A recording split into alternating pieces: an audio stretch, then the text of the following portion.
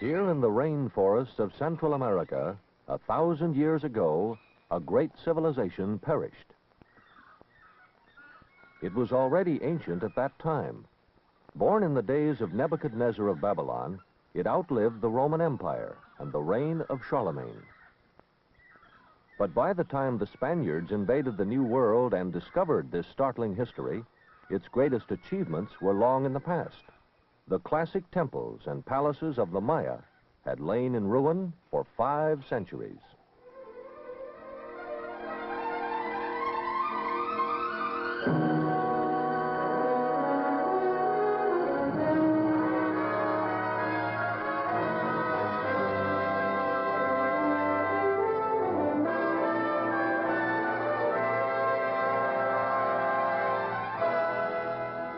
The Maya were part of Mesoamerica, that rich reservoir of Indian culture which extended from El Salvador to central Mexico.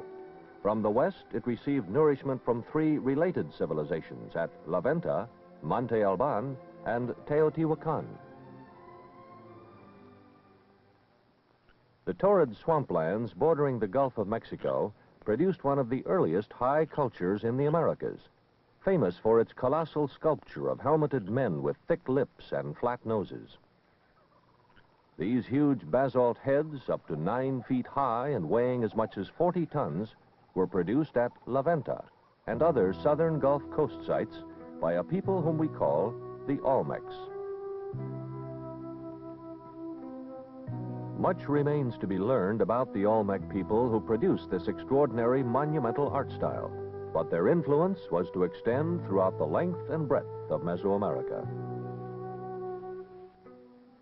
Across the continent, near the Pacific coast of Mexico, in the high Sierra surrounding the present city of Oaxaca, rise the extensive ruins of Monte Alban. The Olmecs had built pyramids of earth, but the Zapotecs, who lived here, constructed theirs of finely cut stone. The earliest Zapotec sculpture, thought to date from about 500 BC, shows Olmec influence. Traditionally called danzantes, or dancers, these strangely rubbery, puffy-mouthed figures may represent corpses, the bodies of enemies slain in battle. Many are marked with hieroglyphic inscriptions, which, though we cannot translate them, prove that here, too, the use of writing was known early.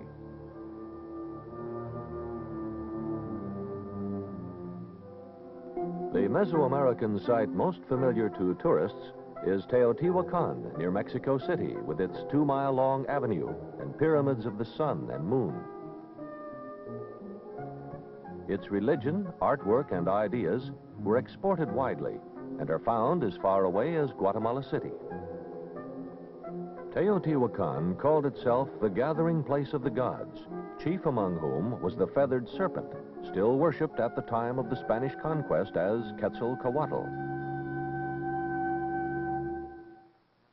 These cultures were all, at various times, in contact with the Maya, a civilization which surpassed them in many ways as it matured to greatness here in lowland Guatemala over a span of 1,500 years. Near the geographic center of this area, the majestic ruins of Tikal. Here, in an apparently unpromising environment, overgrown with tropical jungle, the Maya attained heights never equaled by any other American Indian culture. Their religion, art, and science all sprang from a profound interest in commemorating the events of their lives in terms of time. Time, whose regular intervals were celebrated by the erection of monuments called stelae. The finest artists were commissioned to carve portraits of the gods. On the altar stone, we see a captive or sacrificial victim, hands bound behind. The events were carefully dated, based on precise astronomical observations carried out over many generations. Tikal was an early leader in this culture, which spread through many centers of the classic period. Its temple pyramids tower above the surrounding mahogany and sapote trees, one of them 21 stories high. Maya art was enriched from many sources. Here, one of 3 platforms at Tikal, whose panels and decorative motifs are derivative of Teotihuacan. In all, Tikal comprises more than 3,000 structures and once covered an area of 25 square miles. The central section includes not only temple pyramids, but so-called palaces, sprawling labyrinths which may have served as headquarters, if not residences, of the local lords. Their actual use remains a controversial question. The Maya corbelled arch, capable of only a narrow span, gives these interiors, to our eyes, a cramped and inhospitable appearance. But whatever their function, these buildings, as well as temples, reveal unusual graffiti scratched on their walls. These drawings, sometimes quite carefully made by skilled draftsmen, give us a glimpse of Maya everyday life.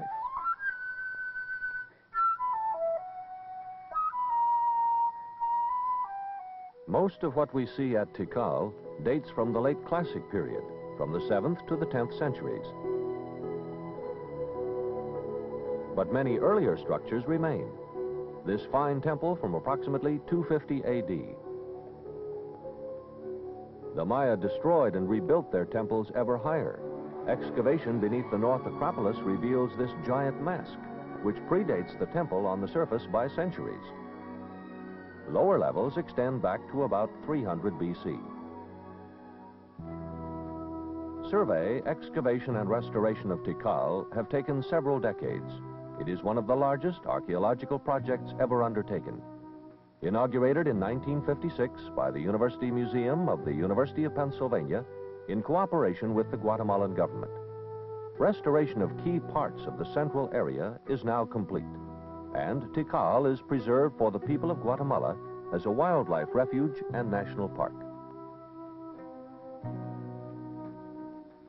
The careful work of consolidation has assured that tree roots and weather will no longer endanger the delicate limestone masonry and statuary.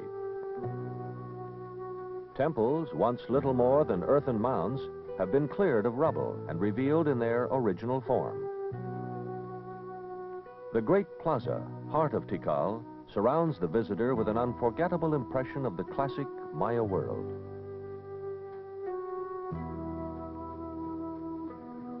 Among the many Maya sites in this broad lowland region, one of the most promising for future archaeological investigation is Quirigua, just over 100 miles to the south.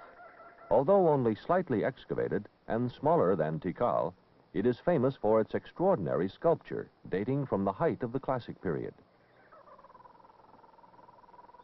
On the sides of stelae, we find dates computed for 90 million years, created at a time when Europeans supposed the Earth to be no more than 5,000 years old. The astronomers of Quirigua had a comprehension of time which would not be equaled in our own civilization until the 19th century. At the end of the Classic period, throughout the lowlands, many stelae were defaced and some were apparently overthrown, perhaps as part of a mass rebellion. But burying their artwork, whether accidental or deliberate, saved it from erosion. Peculiar to this site are the large carved boulders called zoomorphs, covered with cloud serpent figures and other mythological creatures. These gigantic stones were transported to the site over many miles without the use of beasts of burden or the wheel, for Mesoamerica knew nothing except human muscle power, aided by elementary engineering. This stela is the largest piece of rock ever quarried by the Maya. It was rolled into position on log rollers and tipped upright into its hole before being carved. It weighs 65 tons and stands 35 feet high. The easternmost boundary of classic Maya culture lies only a few miles away, across the border of Honduras at Copan. Here, a unique hieroglyphic stairway, 62 steps high and 33 feet wide, carries the longest Maya inscription known. Though now badly weathered, the risers of these stairs carried nearly 2,000 hieroglyphs. The stelae of Copan are unmistakable for their sensuous, three-dimensional carving. The volcanic stone, though attractive to us, was too drab for Maya taste, and we see here traces of brilliant yellow and red paint. Many Maya inscriptions are as yet undeciphered, but at Copan, they were executed with the skill befitting a center of sculpture and carving.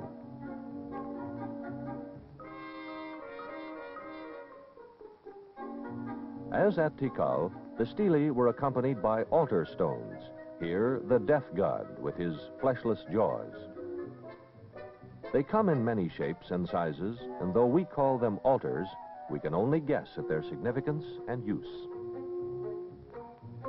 Despite their high intellect and artistry, the Maya were little interested in technology.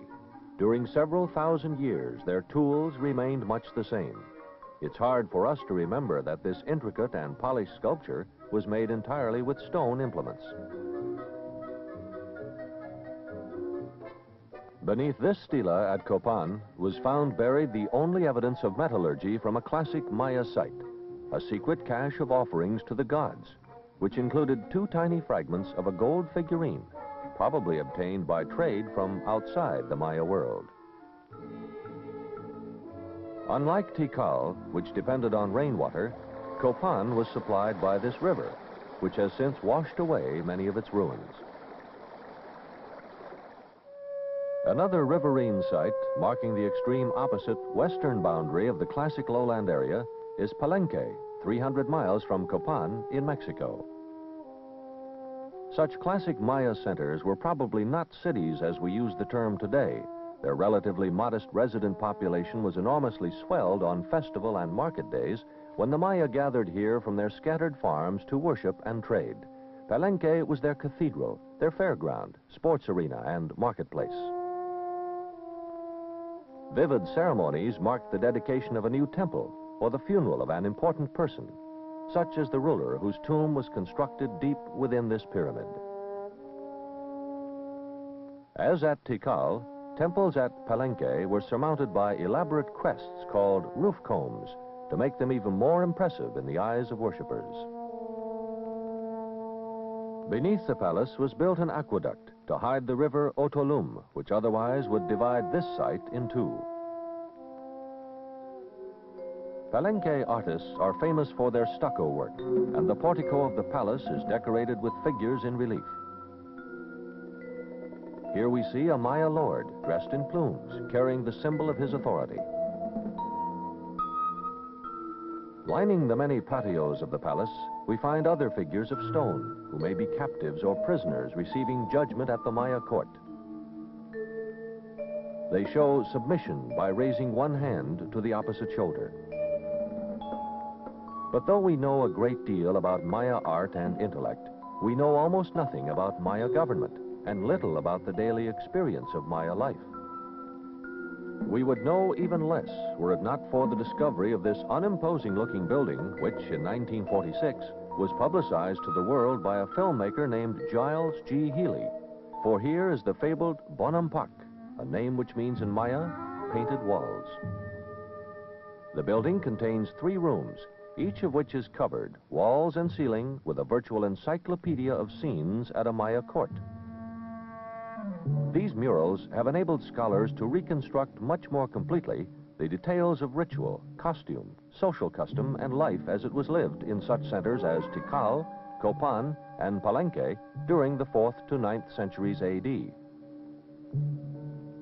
The pigments have been amazingly preserved by mineral deposits on the plaster, enabling us to make accurate renderings, to see, for example, that though the Maya were not a notably warlike people, they did carry out military raids and took prisoners, perhaps for religious sacrifice.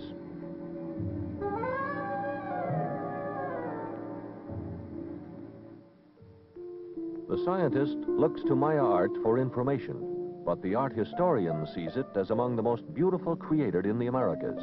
Symmetrical pottery made without even the knowledge of the potter's wheel. This ceremonial vessel comes from post-classic times. The design was carved on the surface before the clay was completely dry.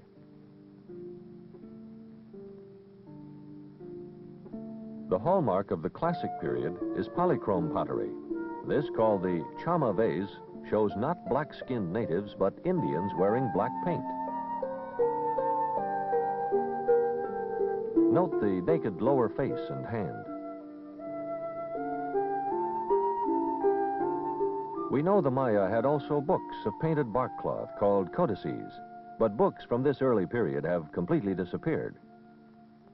Here, in the absence of wheeled vehicles, a Maya lord is carried by the most elegant means of transportation available.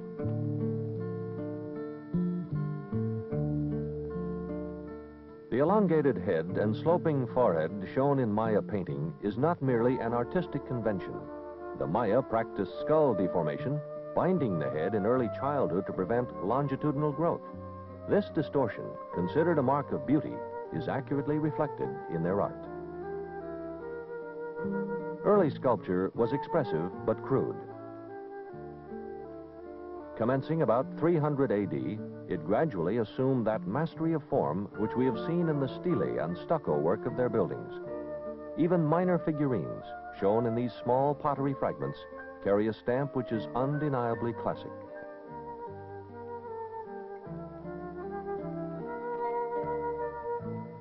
Considering their miniature scale, no Maya sculpture is more eloquent than the hollow clay figures from the island of Haina in the Gulf of Mexico, used anciently as a burial ground.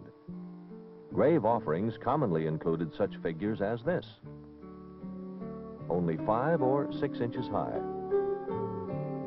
With the ending of the Maya classic period, Maya sculpture style deteriorated. But during the 600-year-long interval, all the plastic arts flourished. Carving was not confined to stone, but applied to many softer substances, most of which have decayed, leaving only a few rare examples. The Maya were almost preternaturally skillful in chipping flint and obsidian, not only for utilitarian weapons and tools, but as offerings to the gods. This stone, as brittle as glass, is nearly impossible to chip into shapes such as these without shattering.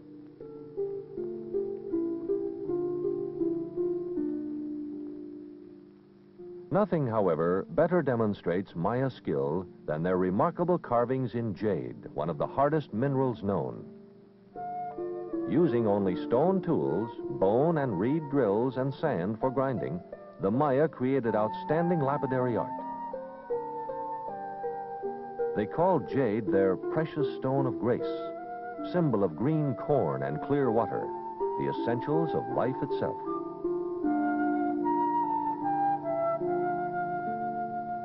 The classic lowland civilization died out suddenly about 900 AD, but before that time, other Maya centers had taken root in the north, in what is now Yucatan.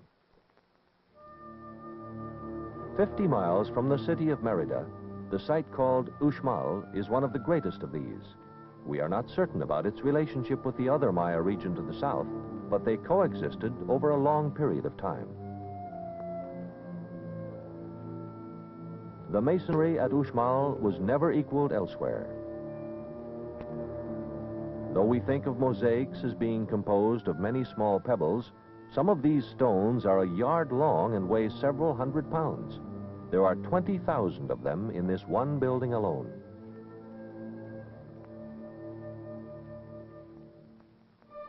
In typical Maya fashion, structures at Uxmal were built and rebuilt a number of times.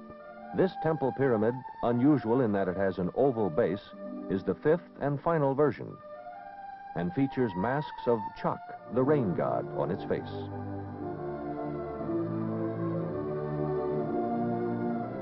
Next to the oval pyramid lies a large quadrangle, originally approached by wide stairs leading to its entrance archway.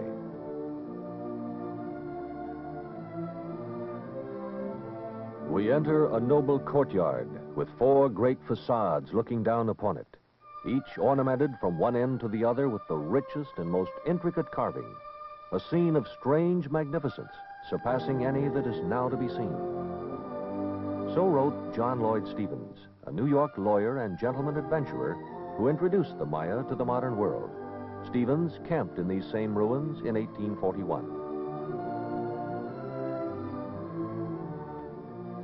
With his companion, the artist Frederick Catherwood, he recorded and published many of these then-forgotten Maya artifacts and defended them as products of an indigenous American Indian civilization. Exploration and restoration are still going on. Stone by stone, the buildings and mosaics are resurrected. The Mexican government is now at work rebuilding the Temple of the Dwarf, once the highest structure at Uxmal. But elsewhere, much yet remains to be done. Yucatan contains literally scores of Maya sites, scattered over hundreds of square miles. A near neighbor of Uxmal and a twin city was Cabá. These two formed the population centers of the peninsula in the 9th and 10th centuries A.D. They shared their late classic culture, their religion, their architecture, and their commerce. A 9-mile causeway once connected them and entered Cabá through a giant corbelled arch.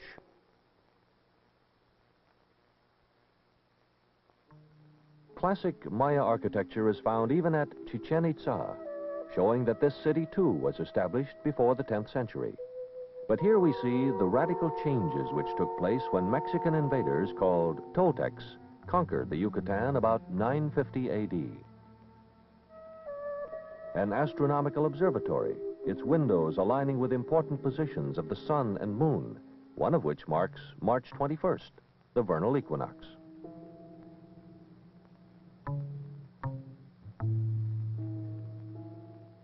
The invaders brought with them the religion of Tula, heir to ancient Teotihuacan. They built this pyramid as a temple to the feathered serpent.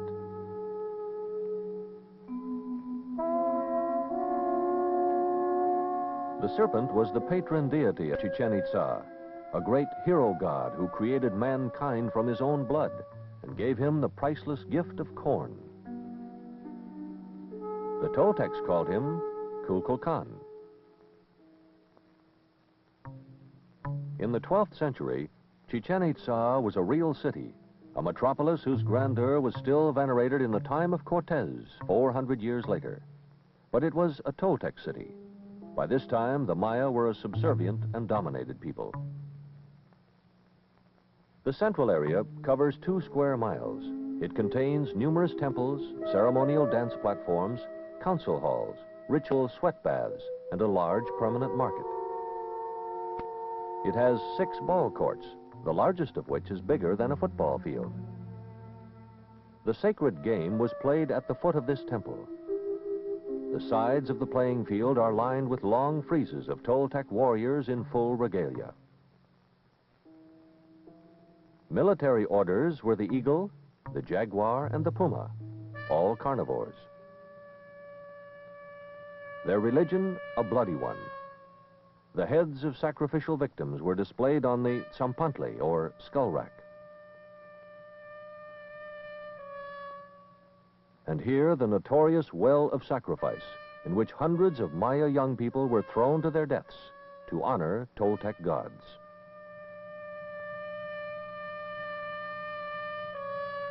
The lowland Maya civilization had collapsed long since from mysterious causes, but to the far south, in the mountains around Guatemala City, a remnant of Maya culture was to make a fierce last stand. These tribes, living in scattered sites like Iximché, had experienced a separate history for more than a millennium. Though they spoke dialects of the Maya language and had some contact with the people in the lowlands, by late classic times, they represented a distinctly different society. Individual small kingdoms, perpetually at war with one another, they were scarcely affected by the collapse of classic Maya civilization to the north. And thus they endured until the coming of the Spaniards. Unlike the lowland Maya, who lived virtually without fortifications, these people built their cities into mountaintop strongholds. Behind high walls, they constructed their characteristic twin pyramids and enjoyed the material pleasures of life, for they were rich, supported by profitable trade in the abundant natural commodities of their region. But despite wealth and security, they never achieved the level of classic civilization. They had a more healthful climate and a more fruitful environment, but they dissipated their energies in militarism. This city, Mixco Viejo, was one of the last to hold out. It fell finally to the Spaniards when it was betrayed by a jealous neighboring tribe. Where then did the Maya go? The answer is that they are still with us today. The same people speaking much the same languages, observing traces of the ancient religion and the ancient ritual calendar. They still hold their twice-weekly market days and pray at least occasionally to pagan gods. But what of the great intellects, astronomers and architects, scribes and mathematicians? What became of classic culture? Why did it collapse 1,000 years ago? The answers to these questions we may never know completely. The common people live as they have lived since pre-classic times. Corn is still considered God's supreme gift to man. It is grown in small consecrated plots called milpas, cleared from the forest by burning. But the greatness of Maya civilization has disappeared, like the smoke of burning milpas, leaving no trace behind.